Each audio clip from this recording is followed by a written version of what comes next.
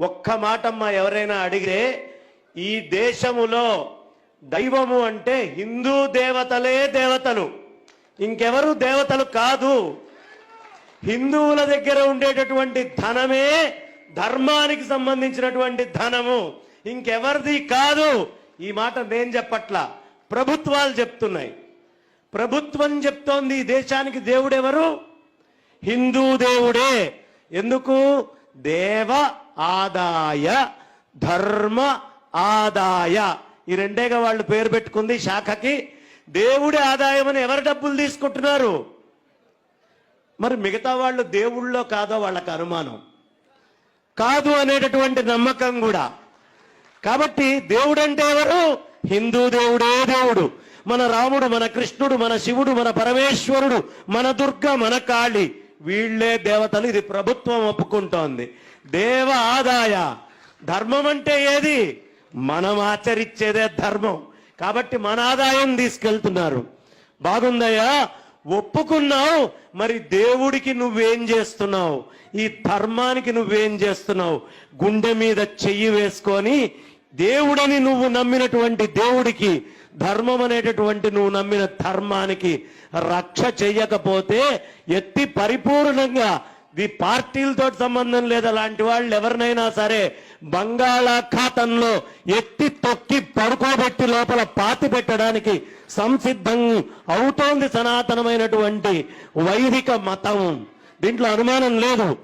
కాబట్టే హిందుత్వం అనేటటువంటి ఒక్క ఎజెండా తీసుకుంటే 300 సీట్లు ఇచ్చారు. అందరికీ పనిచేస్తున్నప్పటికీ పూర్ణ హిందుత్వం అని గనక ఏదైనా ఒకటి దిగింది అంటే గుర్తుంచుకోండి, 500కి 500 సీట్లు వెళ్ళి తీరుతాయి, అనుమానం లేదు. ఒక్క 2%, 8% జనాభా ఉంటేనే మీరు అన్ని రాయితీలు ఇస్తూ ఉంటే, నిజంగా మా రవీందర్ గారు చెప్పారు, 15% ఒక్కసారి కన్సాలిడేట్ అయితే అక్కర్లేదు, ఓట్లేసేటటువంటి వాళ్ళు ఒక్క 5% కన్సాలిడేట్ అయితే చాలు. 5% ఓట్లేసేవాళ్ళు. ఎందుకు ఓట్లేసేవాళ్ళు 5% అంటే 2% ఉన్న వాళ్ళకే వాళ్ళు అన్ని రాయితీలు ఇస్తే, 5% ఓట్లు ఉన్నాయంటే 1%, 2% ఓట్లు ఉన్న వాళ్ళతోటి కూడా కలయికలు కలుపుకుంటున్నారు. మీరు గమనించారో లేదో? మీరు మాతోటి ఉండండి, మా మిత్రపక్షంగా ఉండండి అని కోరుకుంటున్నారు. 5% వచ్చిందంటే కాళ్ళకి దండం పెట్టి ఏం కావాలంటే అది చేస్తారు. కాదు, మనకు కావాల్సింది 100% హిందువుల ఓట్లన్నీ కన్సాలిడేట్ అయి ఒక అద్భుతమైనటువంటి ధార్మిక శక్తిగా, దైవిక శక్తిగా, రాజకీయ శక్తిగా మనమందరము మోక్షపదాన్నే కాదు, విద్యారణ్యుల వారు మనందరికీ కూడా ఆదర్శం కావాలి. శంకర సంప్రదాయంలో 12వ శృంగేరి జగద్గురువులు విద్యారణ్య స్వామి వారు ఏం చేశారో తెలుసా?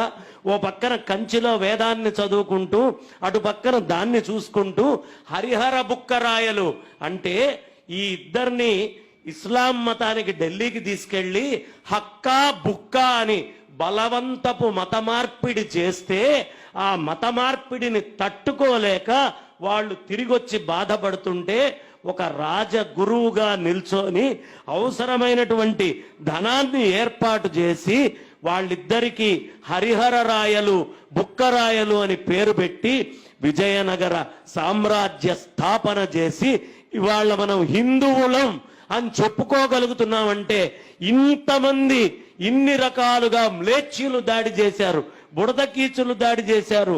మనకెప్పుడు ఇవాళ చెప్పుకుంటున్నావే, మన $45 ట్రిలియన్ దొంగతనం చేసి ఎత్తుకెళ్లిన ఆ దొంగలు ఒక దొంగ మతాన్ని తీసుకొచ్చి ఇక్కడ ప్రతిష్ట చేస్తే, మనల్ని దోచుకున్నటువంటి దొంగలు పెట్టినటువంటి మతానికి సలాం కొట్టేటటువంటి దుస్థితిలో తెలియకుండా మన జనాలే ముందరికి వెళ్తూ ఉన్నారు.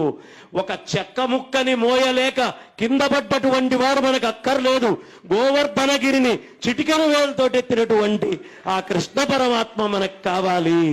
కాబట్టి మనమందరం కూడా మర్చిపోకుండా ఈ ధర్మాన్ని ఇవాళ గనక పిల్లలకి సక్రమంగా బోధ చేసి, ఎక్కడైనా సరే ఈ సనాతన వైదిక ధర్మానికి సంబంధించినటువంటి సభలకి వెళ్ళటము అనేది గనక నేర్పించకపోతే, చిన్నప్పటి నుంచే కట్టు, బొట్టు, జుట్టు, మన సనాతనమైనటువంటి వైదిక ధర్మము యొక్క లక్షణాలని నేర్పించకపోతే, ఇందాకే చెప్పారుగా, కండలు తిప్పుకొని డబ్బులు తీసుకొని ఈ పిల్లల్ని తీసుకొని వెళ్ళి బాగా చూసుకోవడానికి కాదు, హిందువుల్లో ఒక అమ్మాయి వెళ్తే ఆమెకి పుట్టేటటువంటి సంతానం కూడా వాళ్ళ మతం సంతానం అవుతుంది అనేటటువంటి స్వార్థముతో ఈ భారతదేశంలో రకరకాలైనటువంటి కుట్రలు మనకి రోమన్ నుంచి మొదలుపెట్టి, మనకి సౌదీ నుంచి మొదలుపెట్టి, మనకి ఇంకా అనేకమైనటువంటి ఇతర దేశాల నుంచి మొదలుపెట్టి, వాటికన్ నుంచి మొదలుపెట్టి, అమెరికా నుంచి, సౌత్ కొరియా నుంచి,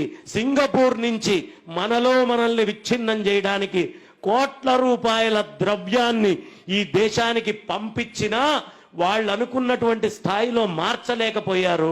కానీ వాళ్ళు అలాగే గనక సాగితే ఏదో ఒక రోజు సాధించేటటువంటి అవకాశం ఉంటుంది. కాబట్టి ఇప్పుడైనా తల్లులు పిల్లలకి రాముడు ఏం చేశాడు, కృష్ణుడు ఏం చేశాడు, పరమేశ్వరుడు ఏం చేశాడు అనే బోధలు చేస్తూ మీరందరూ ఈ దేశం కోసం, ధర్మం కోసం ఒక సంస్థగా మీరెప్పుడు సంసిద్ధులై ఉండండి, ధర్మ పరిరక్షణకి మీరు సిద్ధంగా ఉండండి అని ఇవాళ నాకు చాలా ఆనందం వేస్తోంది.